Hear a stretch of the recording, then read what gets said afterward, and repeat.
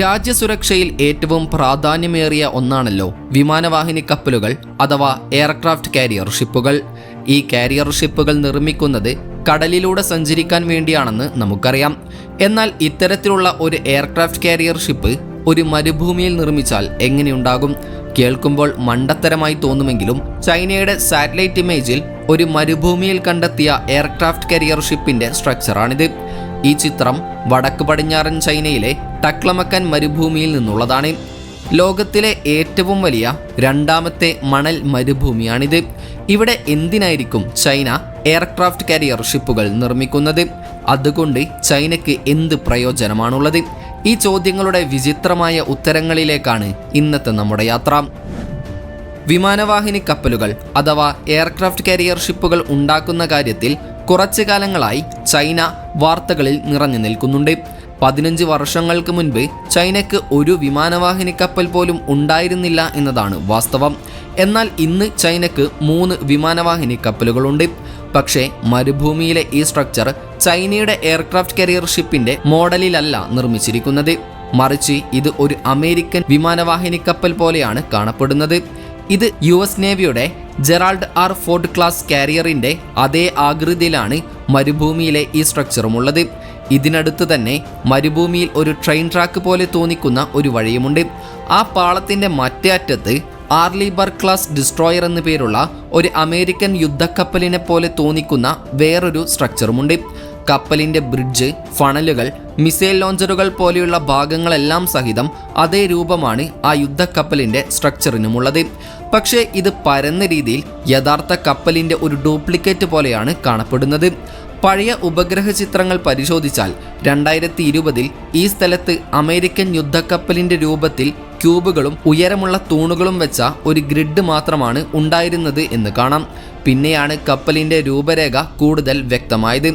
ഈ വിമാനവാഹിനി കപ്പലിന്റെ രൂപവും ഒരു ഫേക്ക് മോഡൽ തന്നെയാണ്. പഴയ ചിത്രങ്ങൾ നോക്കിയാൽ 3 വ്യത്യസ്ത കാരിയറുകളുടെ ആകൃതി അവിടെ കാണാം.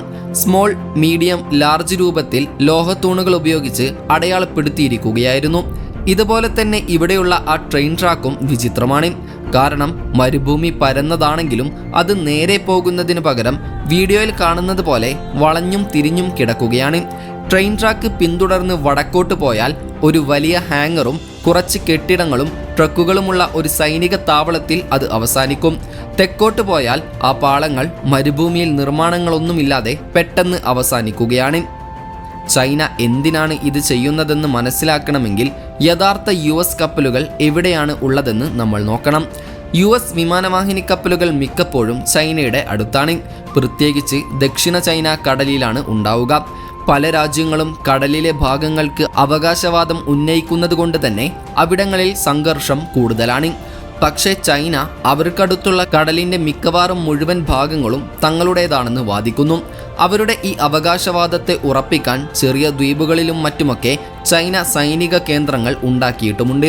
ഈ കടൽ അന്താരാഷ്ട്ര ജലപാതയാണെന്ന് പറഞ്ഞ് ഇതിനെ ചോദ്യം ചെയ്തുകൊണ്ട് US അവരുടെ യുദ്ധക്കപ്പലുകളെ അങ്ങോട്ട് അയക്കാറുമുണ്ട്. മറ്റൊരു പ്രധാന പ്രശ്നം തായ്വാനാണ്. തായ്വാൻ തങ്ങളുടെ രാജ്യത്തിന്റെ ഭാഗമാണെന്ന് ചൈന പറയുന്നു. പക്ഷേ തായ്വാൻ ഒരു സ്വതന്ത്ര രാജ്യം പോലെയാണ് നിലനിൽക്കുന്നത്. ചൈന ചിലപ്പോൾ തായ്വാനെ സൈനിക ശക്തി ഉപയോഗിച്ച് പിടിച്ചെടുക്കാൻ ശ്രമിച്ചേക്കാം. അത് US-ന് ഇഷ്ടമുള്ള കാര്യമല്ല. അതുകൊണ്ട് US അവരുടെ കപ്പലുകൾ തായ്വാൻ കടലിടുക്കിൽ തന്നെ നിലനിർത്തുന്നുണ്ട്. സത്യത്തിൽ ഈ പ്രശ്നങ്ങൾ വലുതാകാനുള്ള സാധ്യത കൂടുതലാണ്. അതുകൊണ്ട് ഒരുപക്ഷെ വരാനിരിക്കുന്ന ഒരു യുദ്ധത്തിന് വേണ്ടി ചൈന ഈ മരുഭൂമിയിൽ പരിശീലനം നടത്തുകയായിരിക്കണം.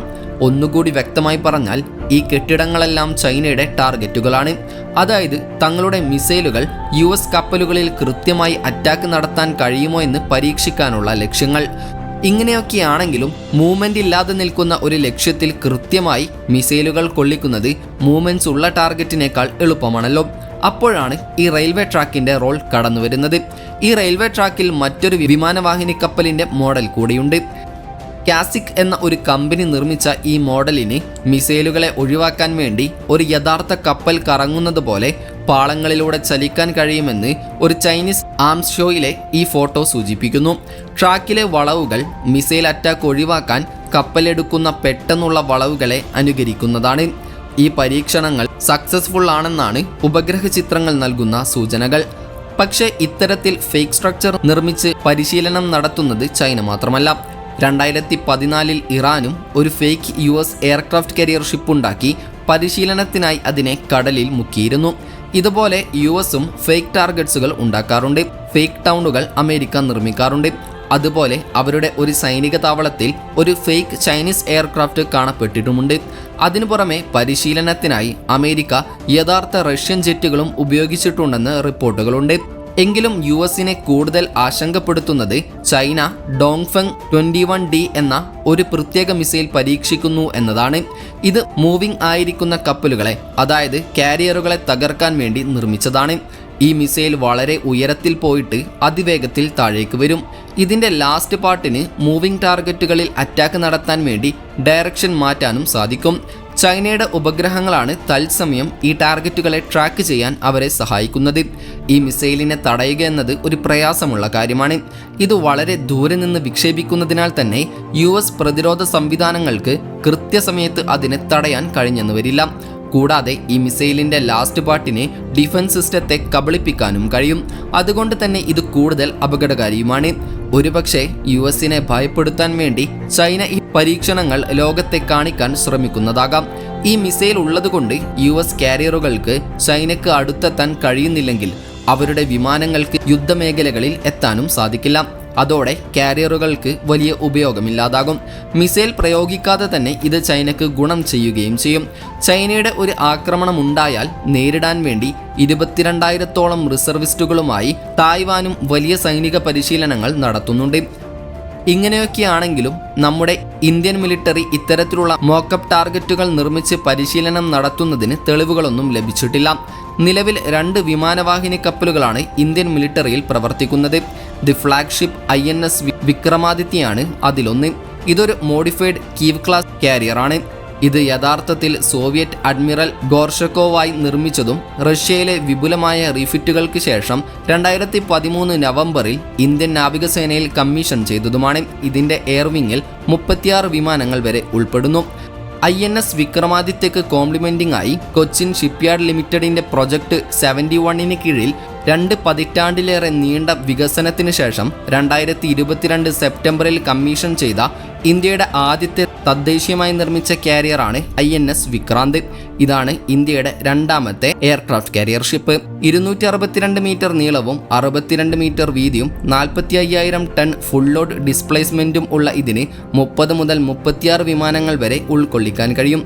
നിലവിൽ ഇതിൽ 26 MiG-29K ഫൈറ്ററുകൾ, 2 MiG-29 KUB ട്രെയിനറുകൾ, 8 KA-31 ഹെലികോപ്റ്ററുകൾ എന്നിവ ഉൾപ്പെടുന്നു.